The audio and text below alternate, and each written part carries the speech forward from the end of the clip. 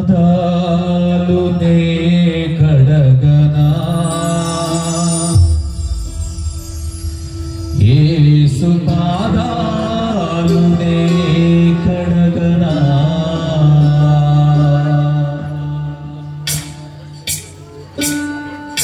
అందరూ కూడా భక్తితో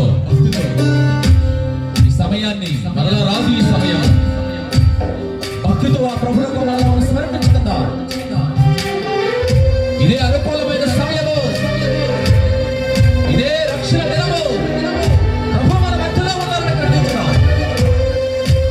ప్రభుని శక్తి మన మధ్యలో ఉంది అని గ్రహించడం. క్రీస్తు ప్రభు మన మధ్యలో ఉన్నారు. దివ్య సంపన్నాథనాథుడు మన మధ్యలో ఉన్నారు.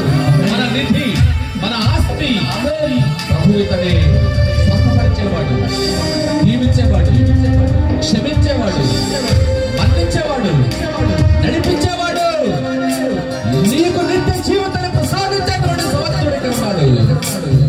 ఆ ప్రభువుకు నీ జీవితాన్ని సమర్పించుకో, ఆ ప్రభువుకు నీ హృదయాన్ని సమర్పించుకో, ఆ ప్రభువుకు నీ జీవిత విధానాన్ని సమర్పించుకో. పాపములు ప్రభువుని బాధ పెడుతూ ఉన్నాయి, క్షమించమని పెట్టుకున్నా.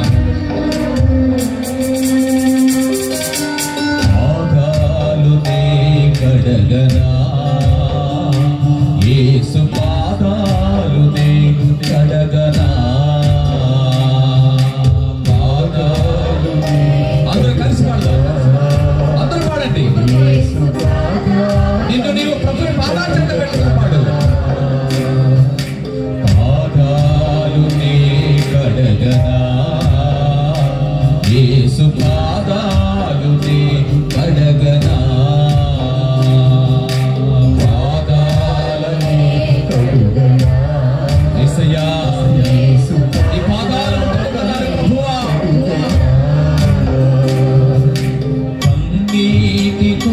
కడిగి పన్నీరు పూయనా,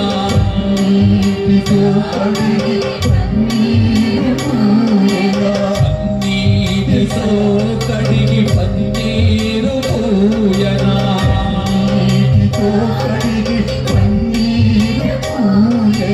నందేలు స్వామికి నా జీవనాథునికి. అందరూ కలిసి సిలువ మీద నుండి రక్తంతో కడుగుతున్నటువంటి ప్రభువుని చూడు. అరికాల నుండి కారుతున్న రక్తాన్ని చూడు, తన శిరస్సు నుండి కారుతున్న రక్తాన్ని చూడు. రేపట సిలువ మీద మన కోసం, నీ కోసం, నా కోసం ప్రభువు మరణించేటువంటి విధానాన్ని చూడు. యేసయ్యా, యేసయ్యా, ఓ మెస్సయ్యా, ఓ రక్షకుడా, నీ పాదాలను కడగాలనుకుంటున్నాను ప్రభువా, నీ పాదాలు ముట్టుకోవాలనుకుంటున్నాను ప్రభువా. నేను యోగ్యుడను కానయ్యా, నాకు అర్హత లేదు ప్రభువా, లేదు దేవా, పాపాత్ముడను ప్రభువా. నన్ను క్షమించయ్యా, నన్ను క్షమించయ్యా, నన్ను క్షమించు ప్రభువా. ఎన్నో పాపాలకు నేను పడిపోతున్నాను, ఎన్నో తప్పులు చేస్తున్నాను, ఎన్నో మోసాలు చేస్తున్నాను. ప్రభు నన్ను క్షమించు, క్షమించు, నన్ను క్షమించు, నన్ను క్షమించు, క్షమించు యేసు.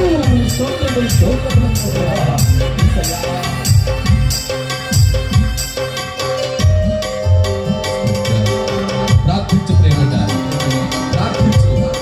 నీ మనసులో ప్రభు ప్రార్థించే. ఆ పాప భారాన్ని మోసేందుకు ప్రభువు నా కొరకు లోకాన ఉదయించెను. ప్రభువా, నా పాప భారాన్ని మోసి, మన పాపములను మోసేందుకు ప్రభువు నా కొరకు వేంచేస్తున్నారు.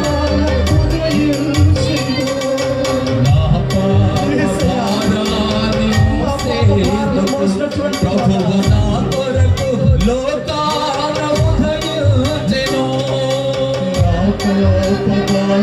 యేసయ్యా, ప్రభువు నా కొరకు లోకాన ఉదయించెను.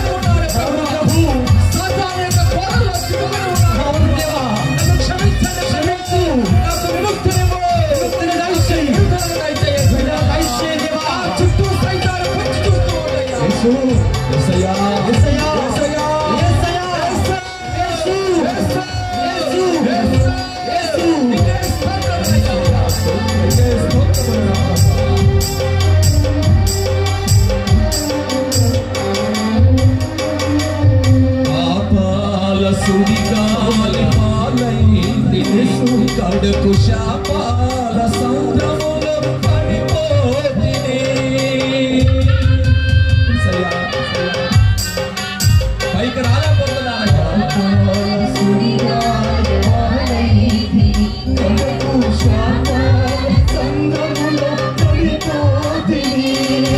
పాపాల సుడిగాలి కడుపు శాపాల సముద్రములో పడిపోతిని.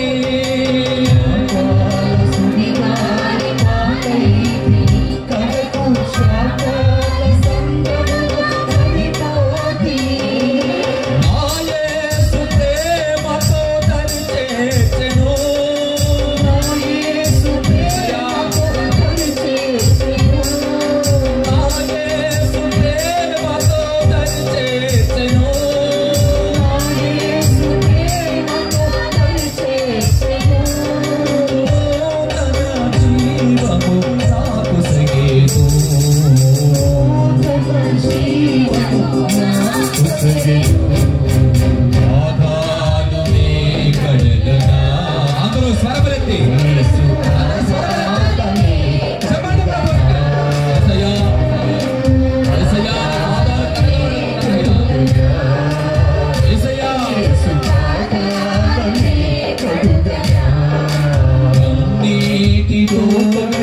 పన్నీరు పోయనా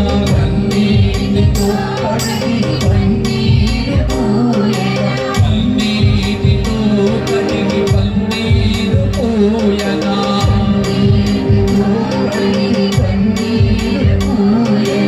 అవునేను స్వామికి నా జీవనాథునికి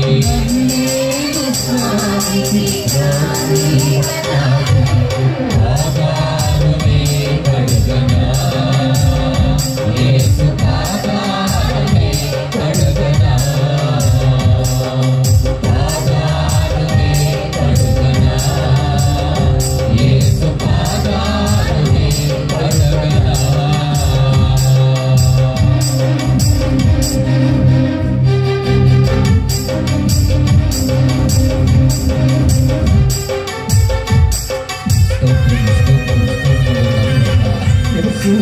చేయగలిగినటువంటి దేవా, జాలి కలిగినటువంటి దేవా, ప్రేమించేటువంటి వాడా, క్షమించేటువంటి వాడా, నడిపించేటువంటి వాడా, జీవమిచ్చేటువంటి వాడా, శాంతినిచ్చేటువంటి ఓ మా దయగల దేవా, స్తోత్రములు స్తోత్రములు స్తోత్రములు.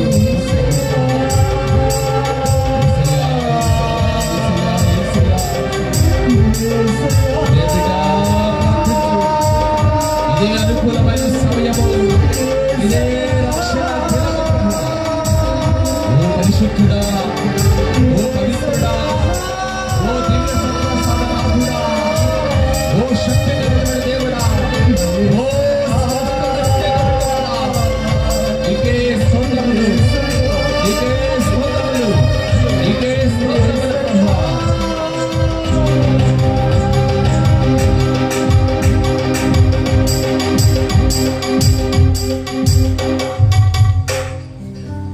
అందరూ కూడా మీ కుడి చేతులు మీ హృదయం మీద పెట్టుకుని పశ్చాత్తాప ప్రార్థనలో పాల్గొనండి. అందరూ కూడా మీ యొక్క కుడి చేయి మీ హృదయం మీద పెట్టుకుని, ప్రభువా నీవు నన్ను పిలిచావు, ఈ రాత్రి కాలపు వేళ నీ సన్నిధికి నేను వచ్చాను ప్రభువా, నీ పిలుపును అందుకొని వచ్చాను ప్రభువా, నీ యొక్క వాక్యమును ఆలకించడానికి వచ్చాను ప్రభువా, దివ్య సత్ప్రసాద ప్రభువా నీ సన్నిధిలోకి వచ్చానయ్యా. ఇదిగో నేను పాపిని అని ఒప్పుకుంటున్నాను, నేను నీకు విరుద్ధమైనటువంటి తప్పిదములను చేసి ఉన్నాను అని ఒప్పుకుంటున్నాను, నీకు వ్యతిరేకంగా జీవిస్తున్నాను ప్రభువా. నా ఆలోచనలు, నా నడవడిక, నా ప్రవర్తన, నా జీవితం అంతా కూడా ప్రభువా నీకు దూరంగానే ఉంటూ ఉందయ్యా ప్రభువా. కానీ నేను ఎంతగానో శ్రమిస్తున్నానయ్యా ప్రభువా, ఎంతగానో నేను ఇదిగో నీ కోసమే జీవించాలి అని చెప్పని తపన పడుతున్నాను. మరి నాలో ఉన్న శోధన, నాలో ఉన్నటువంటి సైతాను నన్ను నీ నుండి దూరంగా తీసుకుని యేసయ్యా నేను ఒప్పుకుంటున్నానయ్యా, యేసయ్యా నేను ఒప్పుకుంటున్నాను.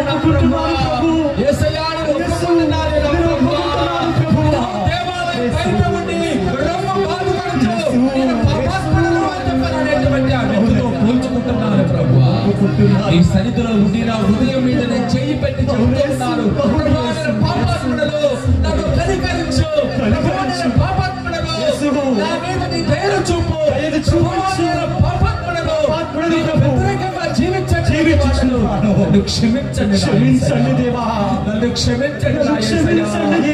నీవు దీవిస్తే ప్రభువా నన్ను శపించేవాడు ఎవడు ఉండడయ్యా, ప్రభువా నీవు మేలు తలంచేవాడవయ్యా, ప్రభువా నీవు నన్ను ఆశీర్వదించి నడిపించండి.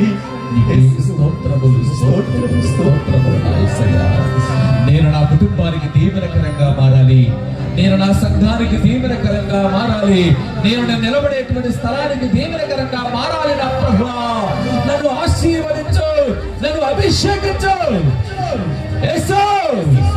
నన్ను అభిషేకించు, నీ దివ్యమైనటువంటి ఆత్మ భ్రమలతో నన్ను అభిషేకించు ప్రభువా. ఇదిగో నీ బిడ్డమైనటువంటి నేను ఈ నిష్టమైనటువంటి జీవితాన్ని జీవించడానికి పూనుకున్నాను. దీక్ష తీసుకుని ఈ 40 రోజులు కూడా అనేకమైనటువంటి మంచి క్రియలు, త్యాగ క్రియలను చేస్తూ ప్రభువా నీకు దగ్గరగా జీవించాలనుకుంటున్నానయ్యా. ఇదిగో నా యొక్క నిర్ణయాన్ని ఆశీర్వదించండి అయ్యా. నేను పదే పదే తప్పులలోకి వెళ్ళిపోకుండా, పాప ఊపిలో పడిపోకుండా నన్ను పైకి లేపండి నా ప్రభువా. నీ శ్రమలను నేను ధ్యానిస్తూ నీకు ఇంకా అధికమైనటువంటి విశ్వాసగా జీవించేటువంటి కృపను నాకు ప్రసాదించండి ప్రభువా.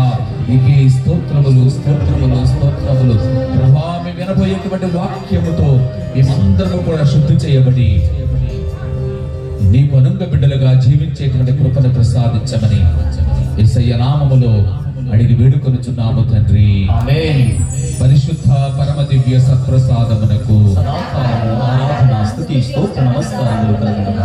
పరిశుద్ధ పరమ దివ్య సత్ప్రసాదమునకు పరిశుద్ధ పరమ దివ్య సత్ప్రసాదమునకు praise the Lord, praise the Lord, praise the Lord, praise the Lord. తండ్రి వందనం, యేసువా వందనం, శిలువ నాథుడా వందనం, కలువరి నాథుడా వందనం, సత్ప్రసాద రూపుడా వందనం. Praise the Lord, praise the Lord, praise the Lord. ఆత్మదేవుడా వందనం, ఆత్మదేవుడా స్తోత్రం, త్రియేక దేవుడా వందనం, త్రియేక దేవుడా స్తోత్రం. Praise the Lord, praise the Lord, praise the Lord. అందరూ కూడా కూర్చుందాం.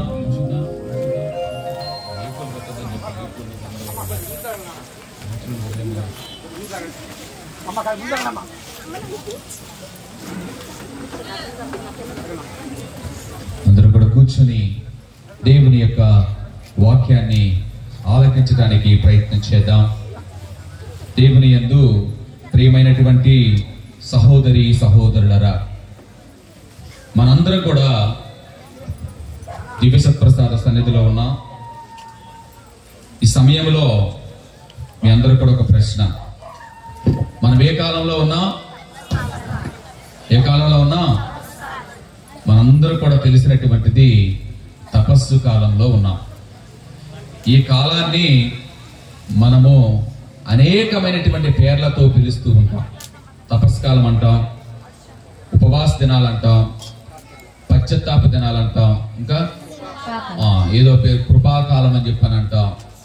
ఇవన్నీ ఒకటే, అనుగ్రహ కాలం, ఇంకా అనేకమైనటువంటి కాలాల పేర్లు చెప్పుకుంటూ ఉంటాం. కానీ శ్రీసభ ఈ కాలాన్ని ఒక పేరు చెప్పింది, ఒక పేరు ఇచ్చింది. ఏంటి ఆ పేరు?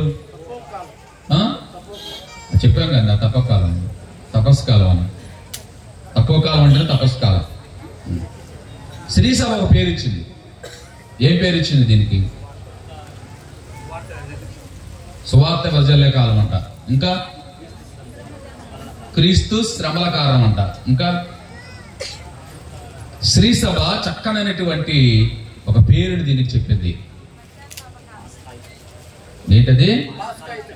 పాస్కా ఆయుక్త కాలము. ఈ తపస్సు కాలం, లేకపోతే పశ్చాత్తాప దినాలు, ఉపవాస దినాలు, లేకపోతే కృపా దినాలు, అనుగ్రహ కాలం, లేకపోతే మనం ఎన్ని పేర్లు పెట్టుకున్నా కానీ దీనికి ప్రధానమైనటువంటి ఒక పునాది లేదా మనందరం కూడా ఎదురు చూడవలసినటువంటి ఒక పేరు ఏంటంటే పాస్కా ఆయుక్త కాలం. ఈ ఆయుక్తం ఎలా పడుతున్నాం మనం? ఎలా ఆయుక్త పడటం అంటే ఏంటి? సిద్ధపడటం. వివేకవతులు అవివేకవతులు ఎలా సిద్ధపడ్డారు? వివేకవతులు కాగడాలు ముందుగానే పట్టుకొని ఆ ప్రభుని పెండ్లి కుమారుడి యొక్క రాకడ ఎప్పుడు వచ్చిందో తెలియదు అని చెప్పని ముందుగానే సిద్ధపడి ఉన్నారు. అవివేకవతులు ఇంకా సమయం ఉంది కదా, ఇంకా నా వయసు ఉంది కదా, ఇంకా నాకు వయసు అయిపోలేదు కదా, నేను ఇంకా 20 సంవత్సరాలే, నేను ఇంకా 30 సంవత్సరాలే, నేను ఇంకా 40 సంవత్సరాలే, నేను ఇంకా 50 సంవత్సరాలేగా, ఇంకా 60 రాలేదుగా, ఇంకా వృద్ధాప్యంలోకి వెళ్ళలేదుగా, ఇంకా దేవుని దగ్గర వెళ్ళాల్సిన అవసరం లేదుగా, దేవుని యొక్క ఆలయంలో ఉండవలసిన అవసరం లేదుగా, దేవుని యొక్క వాక్యాన్ని వినడానికి నేను సమయాన్ని వెచ్చించవలసిన అవసరం లేదుగా. అవివేకవతులు. అలా వారు అజ్ఞానంతో ఉన్నారు. వివేకవతులు సిద్ధపడి ఆయుక్తపడి ఉన్నారు. అవివేకవతులు ఆయుక్తము లేకుండా సిద్ధపడి లేకుండా ఉన్నారు. చివరికి పెండ్లి కుమారుడు వచ్చినప్పుడు ఎవరు వెళ్ళి ఎదురేగారు? ఎవరు? ఆయుక్తపడినటువంటి వారు, వివేకవతులు, జ్ఞానము కలిగి ఉన్నటువంటి వాళ్ళు. ప్రతి నిత్యము కూడా దేవుని యందు నమ్మకం ఉంచి వారి యొక్క జీవితాలను సరిచూసుకుంటూ ఆత్మ పోషణతో జీవించేటువంటి వివేకవతులుగా ఉన్నటువంటి వారు మాత్రమే పెండ్లి కుమారుని ఎదురేగి అతనిని ఆహ్వానించారు. కాబట్టి ఈ పాస్కా ఆయుక్త కాలంలో మనం ఉన్నాం. ఈ ఆయుక్తం అనేటువంటిది మరలా స్త్రీ సభ మనకు ప్రబోధించేటువంటి ప్రార్థనతోనూ ఉపవాసముతోనూ త్యాగ క్రియలు దాన ధర్మాలతోనూ ఆయుక్తపడండి. వీటన్నిటిని ఏంటి అంటే దానికి పునాది ఏంటి అంటే క్రీస్తు శిలువ మీద మరణించాడు. ఆ శిలువ మరణం పొందినటువంటి క్రీస్తు యొక్క శ్రమలను, క్రీస్తు పడినటువంటి వేదనలను, క్రీస్తు పడినటువంటి బాధలను ఒకసారి స్మరణ చేసుకుంటూ ధ్యానం చేసుకుంటూ ఆయన యొక్క మార్గంలో నడవటానికి ప్రయత్నం చేయండి. తుదకు చివరన మీరేం చూడబోతూ ఉన్నారు? మీరేం చూస్తారు? 40 రోజుల తర్వాత ఏం చూస్తారు? ఏం చూస్తారమ్మా? ఈ మెల్ల వేసుకున్న కండవలో, ఇప్పుడు దాకా ఉన్నటువంటి తెల్ల బట్టలో, మెల్ల వేసి జపమాల చెట్టుకి వేలాడతాయి. అంతేనా? 40 రోజుల తర్వాత చూసి చేసేదేంటి మనం? మెల్ల వేసుకున్నటువంటి టవలో ఎక్కడికి వెళ్ళిద్ది? ఉంటుందా ఇది మన దగ్గర? ముడ చుట్టి ఎక్కడో మూలన పడేసేయాలి. మెల్ల వేసుకుని జపమాలు ఏం చేస్తారు? తీసుకుని వెళ్ళి, మీకు తగిలితే పర్లేదు మాస్టర్, తీసుకుని వెళ్ళి చెట్టుకో లేకపోతే ఎక్కడో విసిరేస్తారు. చాలా తప్పు మనం చేసేటువంటిది. మీరు ఈ 40 రోజులు కూడాను మీరు చేతుల్లో పట్టుకున్నటువంటి ఆ జపమాల ఒక ఆయుధం మీ నిష్ఠతతో పాటు ఉంది. ఆ జపమాల సంవత్సరం అంతా కూడా మీతోనే ఉండాలి. జపమాల చెప్పినప్పుడల్లా కూడా ఒక ఆయుధం లాగా మీరు దాన్ని ధరించాలి. దీన్ని పట్టుకోవాలి. చెట్టు మీదకి విసిరేయటం కాదు, లేకపోతే సముద్రంలో పడేయటం కాదు, స్నానానికి వెళ్ళిపోయి ఎక్కడో వదిలేయటం కాదు. ఇది కాదు మనం చేయవలసిన. ఇది బోధించట్లా, పరిశుద్ధ గ్రంథం బోధించేటువంటి ఇది కాదు మనకి. ఈ 40 రోజులు మీరు చేసిన ఉపవాసాలు, మీరు పాల్గొన్న ప్రార్థనలు, మీరు చేసినటువంటి మంచి క్రియలు, త్యాగ క్రియలు, దాన ధర్మాలు, ఇవన్నీ కూడా మిమ్మల్ని ఎక్కడికి నడిపిస్తూ ఉన్నాయి? క్రీస్తు. ఏ క్రీస్తు? అతను ఉత్థానుడైనటువంటి క్రీస్తు. Praise the Lord, praise the Lord. క్రీస్తు ఒక్కడే మరణాన్ని గెలిచాడు. క్రీస్తు ఒక్కడే మరణాన్ని గెలిచాడు, సమాధిని గెలిచాడు. అందుకనే అతడు దేవుడు. చాలా మంది అనుకుంటూ ఉంటారు, ఇదిగో ఈ 2 చెక్కల మీద విరలాడుచున్నటువంటి ఈ ఎండి శవాన్ని మనము ఆరాధిస్తున్నాం, పూజిస్తున్నాం అనుకుంటారు. కానీ వాస్తవానికి వాళ్ళు కళ్ళు కప్పినవి, వాళ్ళ అజ్ఞానంతో కప్పుకునేటువంటివి చూడాలనేటువంటిది ఏంటంటే ఈ శిలువ మీద వేలాడేటువంటి వెనకాల మరణించి గెలిచినటువంటి యేసుక్రీస్తు ఉన్నాడు. మరణాన్ని గెలిచినటువంటి యేసుక్రీస్తు ఉన్నాడు. అది చాలా మంది మర్చిపోతూ ఉంటారు. దాన్ని చూడలేరు. అది చూడాలి అంటే అజ్ఞానం పనికిరాదు, జ్ఞానం ఉండాలి. అంతరంగికమైనటువంటి కన్నులు ఉండాలి. అంతరంగమైన కన్నులతో చూడు. క్రీస్తు లేచాడు. లేవలేదు నిరూపించగలుగుతావా? క్రీస్తు మరణాన్ని గెలవలేదు అని చెప్పి నిరూపిస్తావా? క్రీస్తు మరణించాడు సత్యం, క్రీస్తు జన్మించాడు సత్యం, క్రీస్తు తిరిగాడాడు సత్యం, క్రీస్తు పలానా చోట నివాసం ఉన్నాడు సత్యం, క్రీస్తు కన్య అయినటువంటి మరియమాత గర్భం ద్వారా జన్మించాడు, సత్యం. క్రీస్తు పాలకుడైనటువంటి జోసెఫ్ గారి యొక్క అడుగుజాడలు నడిచాడు, సత్యం. క్రీస్తు మరణించాడు, కానీ క్రీస్తు కూడా ఉత్థానుడయ్యాడు, సత్యం. ఆ సత్యాన్ని మనందరము కూడా నమ్ముతూ ఉన్నాం. ఆ సత్యం అంటే మనందరం కూడా విశ్వాసాన్ని ఉంచుతూ ఉన్నాం. ఆ సత్యం అంటే మనందరి యొక్క జీవితం నడిపించుకుంటూ ఉన్నాం. కాబట్టి 40 రోజులు మనం పడే కష్టాలు, ఉదయాన్నే లెగుస్తాం. ఇదిగో దీక్ష తీసుకున్నటువంటి వారి యొక్క జీవిత విధానం వేరుగా ఉంటది, మన జీవిత విధానంగా వేరుగా ఉంటది. వారు ఉపవాసాన్ని ఆచరిస్తూ రోజంతా కష్టపడి కూలి చేసుకుని, పని చేసుకుని, వివిధమైన ఉద్యోగాలు చేసుకుని, మళ్ళా సాయంత్రం అవగానే ఎక్కడ ప్రార్థన అంటే అక్కడికి వెళ్ళి ప్రార్థనలో పాల్గొంటూ వారి యొక్క జీవితాలను పవిత్రపరచుకోవడానికి ప్రయత్నం చేస్తూ ఉంటారు. మన జీవితం తపస్కాలంలో ఉన్నాం, పలానా చేయకూడదు, పలానా ముట్టుకోకూడదు, పలానా చోటకి వెళ్ళకూడదు. కాబట్టి ఈ తపస్సు కాలాన్ని అత్యంత పవిత్రమైనటువంటి దినాలుగా నేను ఏర్పాటు చేసుకోవాలి అని చెప్పని ఒక్కొక్కరు ఒక నిర్ణయం తీసుకునే ఆలోచనతో మనం మన యొక్క జీవితాన్ని కొనసాగిస్తూ ఉంటాం. ఇవన్నీ కూడా మనలను ఆ ఉత్థాన ప్రభు యొక్క సంతోషములోకి నడిపిస్తూ ఉన్నాయి. ఆ మరణాన్ని గెలిచినటువంటి యేసు చెత్తతో మనం నడిపించాలి. నా దేవుడు మరణించి గెలిచిన వాడు, నేను నమ్మేటువంటి నా దేవుడు మరణాన్ని గెలిచినటువంటి వాడు, నేను విశ్వసించి ఆరాధించి పూజించేటువంటి నా దేవుడు ఈ లోకానికి సంబంధించిన వాడు కాదు, పరలోకానికి సంబంధించినటువంటి వాడు, నిత్య జీవితాన్ని ఇచ్చేటువంటి సమర్థుడు ఆయన. ఈ లోకము తనను ఏమి చేయలేకపోయింది. అందుకని యోహాను గారు ఏమంటాడు, నా ప్రాణము నేను ఇవ్వటానికి దాన్ని తీసుకోవటానికి కూడా నాకు అధికారము ఉంది. కాబట్టి నా ప్రాణం నేనే నా సొంతగా ఇచ్చా, తిరిగి మరలా దాన్ని తీసుకున్నా. అదే మన విశ్వాస ప్రమాణంలో చెప్పేటువంటిది. 3వ రోజు ఆయన తిరిగి లేచాడు, మరణించి ఆయన పాతాళమునకు దిగి అక్కడ వారికి బోధించి ఆ పిదప 3వ నాడు తిరిగి లేచాడు అని చెప్పని మనందరం కూడా మనకి విశ్వాస ప్రమాణంలో ప్రకటిస్తూ ఉంటాం. దేవుని యందు ప్రియమైనటువంటి సహోదరి సహోదరులరా, కాబట్టి ఈ తపస్సు కాలం మనందరికి కూడా మనం అనుకున్న విధంగానే కృపాకాలం, దీవెన కాలం, అనుగ్రహ కాలం, ఆత్మీయ వరాలను ఇచ్చేటువంటి కాలం, ఉపవాస దినాలు, పశ్చాత్తాప దినాలు, ఈ విధంగా ఎన్ని చెప్పుకున్నా కూడా ఇవన్నీ మనం నడిపించేటువంటిది పాస్కా పండుగకు ఆయుత్తపడేటువంటి దినాలు, క్రీస్తు యొక్క ఉత్థానానికి సిద్ధపడేటువంటి దినాలు. ఎలా సిద్ధపడాలి? హృదయ పరివర్తనము చెందండి, పరలోక రాజ్యం సమీపించింది అని మొన్నటి రోజున ఆదివారపు రోజున మార్కు సువార్తలో మనందరం కూడా చదువుకుని ఉన్నాం. మార్కు సువార్తలో చూడండి 1వ అధ్యాయంలో 15వ వచనంలో ఆయన చెబుతూ ఉన్నటువంటి మాటలు, కాలము సంపూర్ణమైనది, దేవుని యొక్క రాజ్యము సమీపించినది, హృదయ పరివర్తనము చెంది సువార్తను విశ్వసింపండి అని చెప్పాను. చూడండి ఆయన చెప్పిన 3 వాక్యాలు చెప్పారు అక్కడ. కాలం సంపూర్ణమైంది అంటే ఇప్పటి వరకు సృష్టి ఆరంభం నుండి కూడా ఇప్పటిదాకా ఉన్నటువంటి యుగాలు లేకపోతే ఇవన్నీ కూడాను సమసిపోయాయి. ఇక ఆ తర్వాత ఏమీ లేవు. క్రీస్తుతో అంతా కూడా సమసిపోతుంది. అందుకనే హెబ్రీయులకు రాసినటువంటి లేఖలో 1వ అధ్యాయం 1వ వచనంలో ఆయన చెప్తున్నటువంటి మాటలు, గతమున దేవుడు పెక్కుముగా ఆయన ప్రవక్తల ద్వారా మన పూర్వీకులతో మాట్లాడాడు. కానీ ఈ కడపటి దినమున ఆయన తన కుమారుడైనటువంటి యేసు క్రీస్తు ద్వారా మనతో మాట్లాడుతూ ఉన్నాడు అని చెప్పనట్టు ఉన్నాడు ప్రియ సహోదరి సహోదరులు.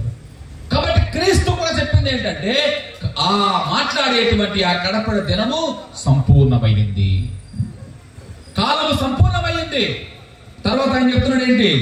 దేవుని యొక్క రాజ్యము, నేను ఈ లోకానికి వచ్చిన దేవుని యొక్క రాజ్యాన్ని ఈ లోకంలో స్థాపించడానికి వచ్చా. ఆ రాజ్యంలో ఏముంటది? శాంతి ఉంటది, సమాధానం ఉంటది, అనుగ్రహం ఉంటది, ఒకరినొకరు అర్థం చేసుకునే తత్వం ఉంటది. అంతేకాని పొడుచుకోవటాలు, తన్నుకోవటాలు, లేకపోతే పగలు, ద్వేషాలు, విభేదాలు, తారతమ్యాలు అనేటువంటివి ఆయన యొక్క రాజ్యంలో ఉండవు. అటువంటి రాజ్యాన్ని స్థాపించడానికి నేను ఈ లోకానికి వచ్చాను. దేవుని రాజ్యము సమీపించింది. క్రీస్తుని తనను తానుగా దేవుని యొక్క రాజ్యంగా ఆయన వర్ణించుకుంటూ ఉన్నాడు. కాలం సంపూర్ణమైంది, దేవుని రాజ్యం వచ్చింది, మీ మధ్యలో ఆ రాజ్యం నివసిస్తూ ఉంది. మన సంఘం కూడా ఈ రాజ్యానికి ఒక ప్రతీకగా ఉండాలి, ఒక చక్రంగా ఉండాలి. కథోలిక సంఘం, క్రైస్తవ సంఘం అనగానే ఐక్యత, ప్రేమ, సంతోషం, క్షమించుకునేటువంటి తత్వం, ఒకరినొకరు మధ్య ఉండవలసినటువంటి బంధం, ఇవి వెల్లివిరియాలి. ఆ సంఘం దేవునికి ఒక ప్రతీకగా నిలుస్తూ ఉంటది. ఆ సంఘం దేవునికి ఒక చిహ్నంగా కనపడుతూ ఉంటది. దేవుని రాజ్యం సమీపించింది కాబట్టి మీరేం చేయాలి? హృదయ పరివర్తన చెందండి. ఏంటది హృదయ పరివర్తన? ఏంటది? నీ ఆలోచనలో పరివర్తన, నీ ప్రవర్తనలో పరివర్తన, నీ దృష్టి విధానంలో పరివర్తన, నీకుండవలసినటువంటి నీ జీవిత నడవడికల పరివర్తన. ఎదుటి వారి యొక్క మంచిని కోరుకునేటువంటి వ్యక్తిగానే ఉండగలగాలి, ఎదుటి వారి మేలు తలిచేటువంటి వ్యక్తిగానే ఉండగలగాలి. ఇదే మన ప్రార్థనలు, ఇవే మన యొక్క బోధనలు, ఇవే మన యొక్క జీవిత పరమార్థాలు. అలా ఉన్నప్పుడు మాత్రమే దేవుడు మెచ్చినటువంటి విశ్వాసులుగా మనం ఉండగలుగుతాం. ప్రియమైన సహోదరి సహోదరులరా, కాబట్టి హృదయ పరివర్తన, పశ్చాత్తాపము, మారు మనసు అనేటువంటివి దేవునికి ఎంతో ఇష్టమైనటువంటివి. ఎందుకంటే మానవులుగా మన బలహీనతలను మనం గుర్తెరిగి, మానవులుగా మన యొక్క నిమిత్తమైనటువంటి జీవితాన్ని మనం గుర్తెరిగి, మానవులుగా మన పరిమితమైనటువంటి జీవితాన్ని మనం గుర్తెరిగి, అపరిమితుడైనటువంటి, శాశ్వతుడు అయినటువంటి, నిత్యకాల స్థుతుడు అయినటువంటి, సర్వశక్తిమంతుడు అయినటువంటి ఆ దేవుని మీద ఆధారపడి జీవించటం ఎంతైనా అవసరము. ఈ తపస్సుకాలం మనం నేర్పించేటువంటిది అదే. ఆడంబరాలు, ఆర్భాటాలు ఇవన్నీ ఒకెత్తైతే ఆత్మీయమైనటువంటి పోషణ, ఆత్మీయమైనటువంటి ఎదుగుదల, ఆత్మలో విశ్వాసము, ఇవన్నీ కూడా ప్రధానమైనటువంటివి. ఆర్భాటాలు, ఆడంబరాలు ఒక ప్రక్కన అవసరమే మానవులంగా మనకి, కానీ అంతకంటే ప్రధానంగా మనకు కావాల్సింది ఆత్మీయమైనటువంటి పోషణ, విశ్వాసములో మార్పు, విశ్వాసములో దృఢత్వం, బలంగా పునాదులు బలంగా మనము ఉండగలగాలి. మనం ఉంటేనే మన తర్వాత రానటువంటి తరానికి మనం ఇవ్వగలుగుతాము. కాబట్టి మన యొక్క జీవితంలోకి మనం తొంగి చూసుకోవాలి, ఆత్మలోకి మనం తొంగి చూసుకోవాలి. మన ఆత్మ శోధన, ఆత్మ పరిశీలన మనం చేసుకుని మన యొక్క జీవితాన్ని ముందుకు నడిపించుకోవటానికి ప్రయత్నం చేయాలి. ప్రియ సహోదరి సహోదరులారా, సిరాపుత్రుడైన యేసు జ్ఞాన గ్రంథంలో 17వ అధ్యాయంలో ఒక చక్కనైనటువంటి మాటను గ్రంథకర్త మనందరికీ కూడా చెబుతూ ఉన్నాడు. సిరాపుత్రుడైన యేసు జ్ఞాన గ్రంథము 17వ అధ్యాయంలో 25, 26 వచనాలు. నీ పాపములను విడనాడి అని చెప్తున్నటువంటి మాటలు చూడండి. నీ పాపములను విడనాడి ప్రభువు వద్దకు రండు, అతని ఎదుట ప్రార్థన చేసి నీ దోషములను తొలగించుకొనండి. చూడండి ఎంత చక్కనైనటువంటి మాటలు అని చెప్తూ ఉన్నాడు. సిరాపుత్రుని యేసు జ్ఞాన గ్రంథం 17వ అధ్యాయం 25లో మీ పాపములను విడనాడి ప్రభు యొద్దకు రండు, అతని ఎదుట ప్రార్థన చేసి మీ దోషములను తొలగించుకోండి. పాపములు క్షమించే అధికారం ఎవరికి ఉంది? దేవునికి మాత్రమే ఉంది. ఏ వ్యక్తి కూడా ఈ లోకంలో ఉన్నటువంటి ఏ గొప్పవాడైనా, ఏ మహా గొప్పనైనటువంటి వాడైనా, పుణ్యాత్ముడైనా, పునీతుడైనా ఏ వ్యక్తి కూడా నీ పాపములు మన్నించునుగాక అని చెప్పానల్లా. క్రీస్తు అన్నాడు. ఎవరితో అన్నాడు? మగ్దలా మరియమ్మతో అన్నాడు. మొట్టమొదటిసారిగా నీ పాపములు మన్నించబడ్డాయమ్మా, మరలా తిరిగి నీవు పాపము చెయ్యవద్దు అని చెప్పాడు. పాపాలు మన్నించబడతాయి అని చెప్పి మన్నింపబడ్డాయి అంటారు. ఇతనెవడు అన్నారు పరిసయ్యులు. ఇతనికి ఏం అధికారం ఉంది అని చెప్పి అన్నారు పరిసయ్యులు. ప్రభువుకు మాత్రమే అధికారం ఉంది. కాబట్టి ప్రభువు చెంతకు వచ్చి నీ పాపాలను ఒప్పుకొని మీ దోషాలను తొలగించుకోవడానికి ప్రభు చెంతకు రండి. అంటే ఏంటి నీ పాపాలంటే, నీ యొక్క దోషాలంటే ఏంటి? నీ ఆత్మ శోధన చేసుకున్నప్పుడు, నీ ఆత్మలోకి తొంగి చూసుకున్నప్పుడు నా యొక్క జీవితం ఎదుటి వారికి దీవెనకరంగా ఉందా, శాపంగా మారిందా? నా జీవితం ఒక భార్యగా, నా యొక్క జీవితం నా భర్తకు దీవెనకరంగా ఉందా, శాపంగా ఉందా? ఒక భర్తగా నీ యొక్క జీవితం నీ భార్యకు, నీ కుటుంబానికి భారంగా ఉందా, శాపంగా ఉందా, దీవెనగా ఉందా? నీకున్న అలవాట్లు, నీకున్నటువంటి దుష్ట వాంఛలు, నీకున్నటువంటి ఈ లోక వ్యసనాలు, వీటి వలన నీ కుటుంబం చిన్న పిల్లమైపోతూ ఉంది. నీ కుటుంబంలో శాంతి లేదు, నీ కుటుంబంలో సమాధానం లేదు, నీ కుటుంబంలో తల్లిదండ్రుల మధ్య బిడ్డల మధ్య బంధం లేదు. కాబట్టి నీ యొక్క జీవితం నీ భార్యకు, నీ యొక్క కుటుంబానికి, నీ భర్తకు, నీ బిడ్డలకు దీవెనకరంగా ఉందా, శాపంగా ఉందా? ఎదుగుతున్నటువంటి బిడ్డలు ఎందుకు గడప పుట్టానా అనుకునేటువంటి విధంగా ఉందా, లేక మరలా నేను పుట్టాలి అనుకుంటే నీ దగ్గరే పుట్టాలమ్మా, మీ గడుపునే పుట్టాలమ్మా అనుకునే విధంగా ఉందా? అంటే నీవెంత దీవెనకరంగా మారుతూ ఉన్నావు? ఒకవేళ ఆ విధంగా లేకపోతే ప్రభుని ముందు ఒప్పుకో, ప్రభుని ముందు ఒప్పుకో. నా బిడ్డ నా చేయి జారిపోతున్నాడు, దానికి కారణం ఎవరు? నా బిడ్డ నా చేయి జారిపోతూ ఉంది, నా మాట వినటం లేదు, వాళ్ళు ఇష్టం వచ్చిన మార్గంలో వెళ్ళిపోతున్నారు. దానికి ఎవరు బాధ్యులు? ఎవరు? ఆ పిల్ల కాదు, ఆ పిల్లాడు కాదు, తల్లిదండ్రులు. తల్లిదండ్రులు. ప్రభువు చెప్పేటువంటిది అదే. కాబట్టి ప్రియ బిడ్డలారా, ప్రియ విశ్వాసులారా, ఈ తపస్సు కాలంలో మనం వినేటువంటి ప్రతి వాక్యము మన యొక్క జీవితాలను కట్టాలి, మన ఆత్మకు పోషణంగా ఉండాలి, మన యొక్క జీవితాలను మార్చుకోవాలి, పరివర్తన మనలో రావాలి. పశ్చాత్తాపముతో ప్రభు చెంతకు మనందరం కూడా తిరిగి రావాలి అని చెప్పి అంటున్నాడు. కాబట్టి ఆయన చెబుతూ ఉన్నటువంటి మాటలు ప్రేమైన సహోదరులారా, కిల్బిషము నుండి వైదొలగి మహోన్నతుని వద్దకు మరలిరండు, దుష్టత్వమును పూర్తిగా విడనాడు. ఇది ప్రభు ఇస్తున్నటువంటి పిలుపు. సామెతల గ్రంథం 14వ అధ్యాయం 9వ వచనంలో మూర్ఖుడు ఈ విధంగా చెప్తూ ఉన్నాడు. మూర్ఖుడు తప్పు చేసి, చూడండి చెప్తున్నటువంటి మాటలు, మూర్ఖుడు తప్పు చేసి పశ్చాత్తాపపడడు, కానీ సత్పురుషుడు మన్నింపును పొందగోరును. అది ఏం చేస్తాడు? మూర్ఖుడు తప్పు చేసి దాన్ని జస్టిఫై చేసుకునే ప్రయత్నం చేస్తూ ఉంటాడు. తప్పు చేసి నేనేం చేయాల, ఇది కరెక్టే కదా, ఇది రీజన్, ఇదిగో దీని వల్ల ఉంటది, ఇలా దీని వల్ల ఈ పని చేయాల్సి వచ్చా, ఇలా చెప్పుకుంటూ పోతూ ఉంటాడు. ఆ తప్పని ఒప్పుకోడు మనిషి. ఎందుకంటే ధైర్యం కావాలి కదా. అయ్యో నేను తప్పు చేస్తున్నానే, అయ్యో నేను పాపం చేస్తున్నానే, అయ్యో నేను దేవునికి విరుద్ధంగా ఉంటున్నానే, అయ్యో నేను దేవునికి వ్యతిరేకంగా ఉంటున్నానే, అయ్యో నేను దైవ మార్గం నడవలేకపోతున్నానే, ఇది విశ్వాసం అని చెప్పుకుంటున్నా, ఇది సేవకుని అని చెప్పుకుంటున్నా, కానీ నా యొక్క జీవితం, నా విధానం, నా మార్గం వేరుగా ఉంటూ ఉంది అని అంగీకరించే ధైర్యం లేదు అతనికి. అందుకనే మూర్ఖుడు ఏం చేస్తాడు? తను చేసే ప్రతి దానిని కూడా కప్పిపుచ్చుకొని చూస్తూ ఉంటాడు. తప్పు చేసి కూడా దాన్ని కప్పిపుచ్చుకొని చూస్తూ ఉంటాడు. కప్పిపుచ్చుకోవడానికి ఏం చేయాలి? 10 మందిని సాటిస్ఫై చేయాలి, తృప్తిపరచాలి. కాబట్టి దీన్ని కప్పించుకోవాలి. కానీ సత్పురుషుడు ఏం చేస్తాడు? అయ్యో నేను తప్పు చేశాను, నేను పాపం చేశాను, నన్ను క్షమించు అంటాడు. దీనికి ప్రతీకగా ప్రభు ఒక ఉపమానాన్ని చెప్తాడు. ఏ ఉపమానం అది? పరిసయ్యుడు సుంకరి. ఒకసారి పరిసయ్యుడు సుంకరి ఇద్దరు కూడా దేవాలయానికి వెళ్ళారంట. పరిసయ్యుడు గబగబా పరిగెత్తుకుంటూ దేవాలయం గర్భగుడిలోకి వెళ్ళాడు.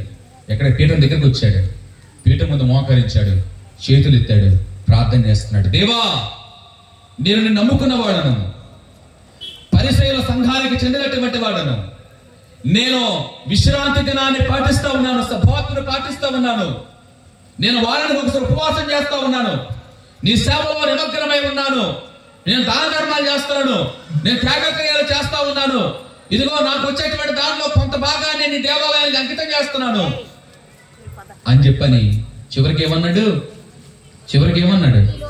ఈ వెనకాల ఉన్నటువంటి సుంకరి వంటి వాడని నేను కాను. కానీ సుంకరి ఏం చేస్తున్నాడు? 10 రూపాయలు వసూలు చేయమంటే 20 రూపాయలు వసూలు చేస్తున్నాడు. రూపాయికి 10 రూపాయలు, 10 రూపాయలకి 20 రూపాయలు వసూలు చేసి తను ఆస్తిని కూడగట్టుకుంటూ ఉన్నాడు, పిచ్చుకుంటూ ఉన్నాడు. అందుకనే పరిసయ్యుడు ఈ సుంకరి వంటి వాడను కాను అని చెప్పి అన్నాడు. సుంకరి కూడా దేవాలయానికి వచ్చాడు. కానీ సుంకరి ఎక్కడ నిలబడ్డాడు? దేవాలయం బయట నిలబడ్డాడు, గుమ్మం దగ్గర నిలబడ్డాడు. గుమ్మం దగ్గర నిలబడి తన చేతులు జోడించుకుని కళ్ళు మూసుకుని తన ఆత్మలోకి, తన జీవితంలోకి తాను తొంగి చూసుకుని రొమ్ము బాదుకొనుచు ఆయన ఏమన్నాడు? దేవా, ఈ పాపాత్ముడను కనికరించుము.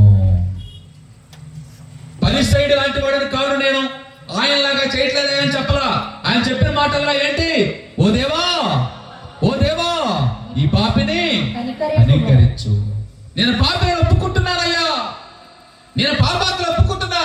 నాకున్నటువంటి శోధన, నాకున్నటువంటి ఆశ, అత్యాశల ద్వారా నేను నీ నుండి దూరం అవుతున్నాను, ఒప్పుకుంటున్నానయ్యా అని చెప్పి ఎప్పుడైతే తాను ఎవరి వంక చూడాలా, తనలోకి తాను తొంగు చూసుకున్నాడు, దేవునితో మాట్లాడాడు. దేవుని చే దీవింపబడి వెళ్ళింది ఎవరు? పరిసేయుడు కదా, పరిసేయుడు కదా. అన్ని పనులు, మత కర్మాలు అన్ని చేస్తున్నాడు కదా, మత విధులన్నీ నిర్వర్తిస్తున్నాడు కదా. సబాతు పాటించాడు, వాడు ఉపవాసం ఇచ్చాడు, ఆయనకు వచ్చిన దాంట్లో 10% దేవునికి ఇచ్చాడు, అన్ని చక్కగా చేస్తున్నాడు. కానీ దేవునిచే దీవించబడింది ఎవరు? దేవునిచే దీవించబడింది ఎవరు? దేవుని ముందు నీవిచ్చేటువంటి ఉపవాసాలు, నీవు పాటించేటువంటి విశ్రాంతి దినాలు, నీవిచ్చేటువంటి దశమ భాగాలు, ఇవన్నీ కూడా వ్యర్థము. ఎప్పుడు? నీ ఆత్మ దేవునికి దగ్గరగా గనక లేకపోతే, నీ విశ్వాసము బలంగా లేకపోతే, నీ విశ్వాసము దృఢంగా లేకపోతే, నీవు చేసే అన్ని కూడాను వ్యర్థమే. కాబట్టి అక్కడ చెప్తున్నటువంటి మాటలు ప్రియ సహోదరి సహోదరులారా, మూర్ఖుడు తప్పు చేసి తప్పు కప్పుపుచ్చుకుంటాడు, సత్పురుషుడు తప్పు ఒప్పుకొని మన్నింపును కోరుకు, అయ్యా నన్ను క్షమించు అంటాడు. సుంకరి సత్పురుషుడు ఎవరి దృష్టిలో? దేవుని దృష్టిలో. మనుషుల దృష్టిలో పాపాత్ముడు. సుంకరి అంటే పన్నులు వసూలు చేసేవాడు, పాపాత్ముడు, మహాపాపాత్ముడు, దుష్టుడు, దుష్టుడు కింద లెక్క. కానీ దేవుని దృష్టిలో సత్పురుషుడు. పరిసయుడు మనుషుల దృష్టిలో మంచోడు. ఎందుకంటే క్రమం తప్పకుండా విశ్రాంతి దినాన్ని పాటిస్తాడు, ఆదివారం దేవాలయానికి వెళ్తాడు, దశమ భాగం ఇస్తాడు, ఉపవాసం చేస్తాడు, మతము ఇచ్చేటువంటి నియమాలన్నీ కూడా పాటిస్తాడు. కానీ దేవుని దృష్టిలో మూర్ఖుడు. కాబట్టి దేవుని ముందు ఉన్నటువంటి మనము సత్పురుషుల వలె మన యొక్క జీవితంలోకి మనం తొంగి చూసుకుని ఆత్మతో ప్రభువుని ఆరాధించేటువంటి వారముగా మనందరము కూడా ఉండటానికి ప్రయత్నం చేయాలి. ప్రియమైన సహోదరి సహోదరులరా, కీర్తనల గ్రంథం 51వ కీర్తనలో చక్కనైనటువంటి మాటలను అక్కడ కీర్తనాకారుడు చెబుతూ ఉంటాడు. 51వ కీర్తనలో ఆయన తనను తాను ఎవరు అని చెప్పని ఒప్పుకుంటూ ఉన్నాడు. చూడండి 51వ కీర్తనలో 2వ వచనం, నా దోషముల నుండి నన్ను పూర్తిగా కడిగి వేయము, నా పాపముల నుండి నన్ను శుద్ధి చేయము, నా అపరాధములు నాకు తెలియను, నేను ఎల్లప్పుడూ నా తప్పులను తెచ్చుకొనినే ఉందును, నీకే ద్రోహముగా నేను పాపము చేసి తిని, నీవు నా దుష్కార్యములుగా గణించేటువంటి పనులను చేసి తినయ్యా. నేను పుట్టినప్పటి నుండి కూడా పాపాత్ముడనే, మా అమ్మ కడుపున పడినప్పటి నుండి కిల్బిషాత్ముడనే. ఎవరికుంటుంది ఆ ధైర్యం? ఎవరు చెప్పగలరు ఆ విధంగా దేవుని ముందుండి, దేవుని ముందు కూర్చొని, దేవుని ముందు మోకరించి, దేవుని ముందు నిలబడి మనము ప్రభు నేను జీవితం ఇది, మా అమ్మ కడుపున పడినప్పటి నుండి కూడా కిల్బిషాత్ముడనే అంటున్నాడు. అంటే ఏంటి? తల్లిదండ్రులు చేసేటువంటి పాపములు బిడ్డలకు ఏ విధంగా ఉంటాయో ఆయన చెప్తూ ఉన్నాడు అక్కడ. ఒక తల్లి ఒక తండ్రి యొక్క జీవితం చాలా పవిత్రమైనటువంటిది. దేవుడు మీకు ఇచ్చినటువంటి ఆ తల్లితనం, ఆ తండ్రితనం అనేటువంటిది చాలా పవిత్రమైనటువంటిది.